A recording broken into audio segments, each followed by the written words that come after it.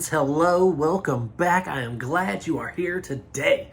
Man, I'm having a great day because I get to sit here and talk to you guys about movies. Before we get started today, guys, do me a favor, hit that like and subscribe button so you can get notified when I post new content. And today, for our feature presentation, we are doing a ditty from 1972, Beware the Blob. Now, for anybody who... Okay, hold on. Bag it up. It's directed by none other than Mr. Larry Hagman. Okay, for those of you youngsters that don't know who Larry Hagman is, he is JR from the I guess, evening soap opera, daytime soap opera. I don't know when it was, but it was Dallas or Dynasty. I can't remember which one, but it was definitely, he played JR in that, and then he tried his chops at directing, and I'm not gonna lie to y'all guys, I enjoyed this. A lot of people just, tinkle all over this movie. They don't like it, but I think that for the time it was appropriate. It wasn't well received at the time. It's very 70s. It's very 70s.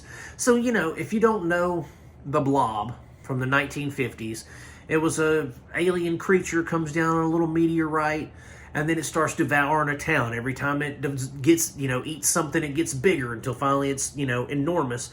They freeze it, shatter it, scoop it up, send it to Antarctica where it cannot freeze and get out.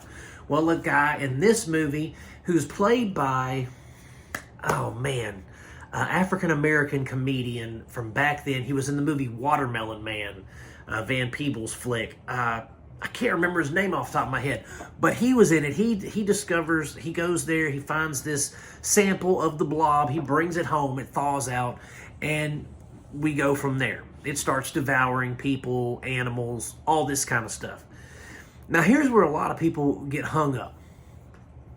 So this movie, the original Blob, I guess for its time, was, I guess, kind of graphic because it would show the blob, attached to you, and then, it would look gross and all that stuff. This, Hagman, I think, was trying to perhaps draw in a younger audience with this because he did a lot of off-screen killing and a lot of off-screen, insinuation of what happened.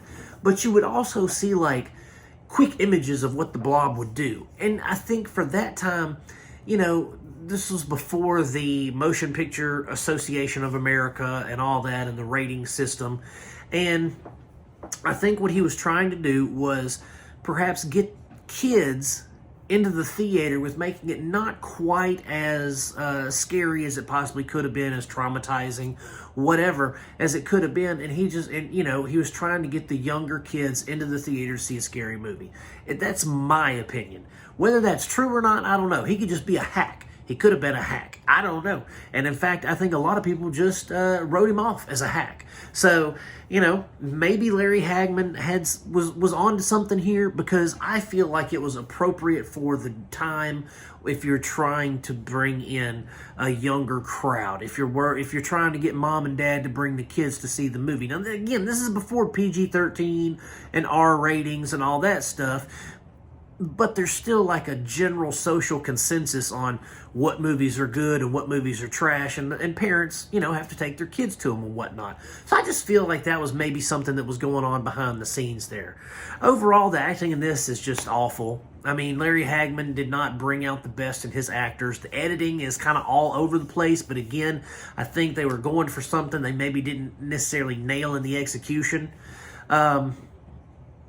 Special effects are, it's a jelly roll. It's literally like raspberry jelly that they turn a little more viscous and roll it across stuff. I mean, it's nothing special. There's nothing groundbreaking about it. I mean, it's jelly rolling over the top of miniatures. And, for what it's worth, I guess that works. But, I can see how people would not dig this film. How people, especially fans, especially when you have the original that was so well received, and then this one's kind of like whatever, but then you have the 80s version with Kevin Dillon and Shawnee Smith, where that is a legit Blob movie. That was scary. That had people melting inside the thing. You see in bones and stuff. I mean, it was like a gelatinous cube from D&D. It was crazy. You know what I'm saying? So when you have so much, I guess, Blob to compare it to, different cinema iterations,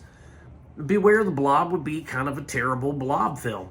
And so, overall, I mean, I thought that I didn't hate it. I didn't hate it like most people did. I thought the acting wasn't great. I thought the cinematography was very amateurish, And if I'm looking at Larry Hagman and I'm like, hey, JR, can you make a movie? No, I don't think he was talented enough to do this. I don't think he should have been tapped, as they say, to direct Beware the Blob. I think if you're going to make a 1972 Blob movie, you have the technology, you have the talent, that you could have made something on par with perhaps Jaws or even Invasion of the Body Snatchers. You had that kind of technology back then that you did not have to make something so mundane and simple.